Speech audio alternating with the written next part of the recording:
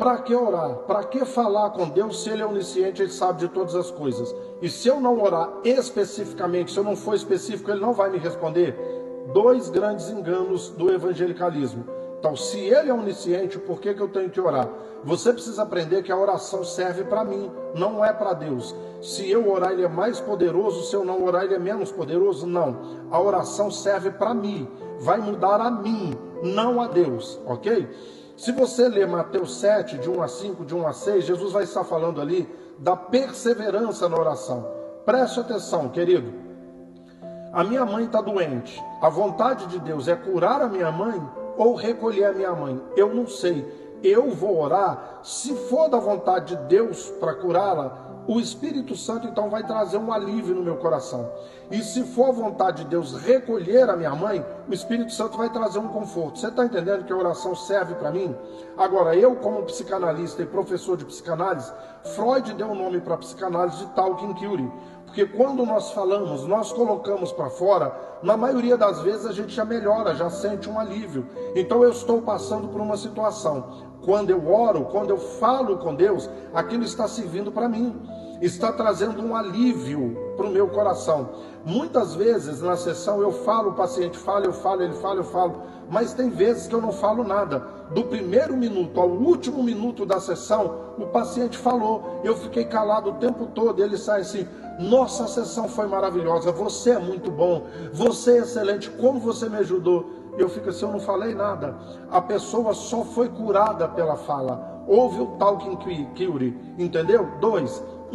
Eu não sei qual é a vontade de Deus, mas Ele sabe. Então Ele vai trazer uma resposta para o meu coração. 2, só de eu falar, eu já vou sentir um alívio. Eu coloquei para fora as minhas mazelas, ok? É por isso que eu tenho que falar, a oração serve para mim, não para Deus. Agora, você tem que orar de forma específica. Deus precisa saber exatamente o que você precisa, senão Ele não vai te responder. Outro engano do Evangelho. E aí as pessoas usam textos bíblicos, por exemplo, como o cego de Jericó. Jesus é louco, o cara está cego e chega perto dele e pergunta: que queres que eu te faça? Jesus queria que ele fosse específico. Sabe um problema? Pegar partes isoladas da Bíblia, fatos isolados que aconteceram e fazer deles uma doutrina.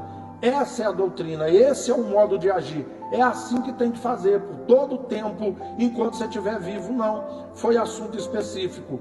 Pare e pensa comigo. Eu sou Deus Todo-Poderoso. Eu posso atender a sua oração, o seu pedido. Mas se você não for específico, se você não orar, falando exatamente o que você precisa, eu não vou te responder. Não tem resposta. Eu quero saber exatamente o que você tem no coração, o que você precisa. E se pedir errado também eu não dou. Isso tem alguma coerência com o Deus do Evangelho? Com o Evangelho de Deus? Ou é mais um engano do evangelicalismo?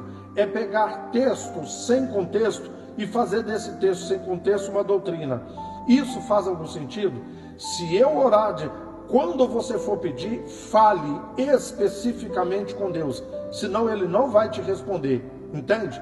A oração serve para mim, não para Deus. Deus não é mais Deus ou menos Deus, se eu orar, se eu deixar de orar, entende isso aí? E se eu não for específico, Ele não vai me responder, tá entendendo? E para fechar como bônus para você, não existe uma forma ou uma fórmula de oração, tá entendendo? O que vem primeiro? Ação de graça, louvor, adoração, pedido, intercessão? Não, querido, esse é outro engano. Oração é uma conversa com Deus. Eu vou conversar com Deus, igual eu converso com um amigo. O Pai Nosso é uma oração modelo, apenas um modelo de oração. Não é algo para ser seguido, entende? Não precisa de formalidades. Senhor meu Deus, eu entro diante de Ti agora, na Sua presença. Não, você vai conversar com Deus igual você conversa com seu amigo, ok? Um abraço, até o próximo, fique com Deus.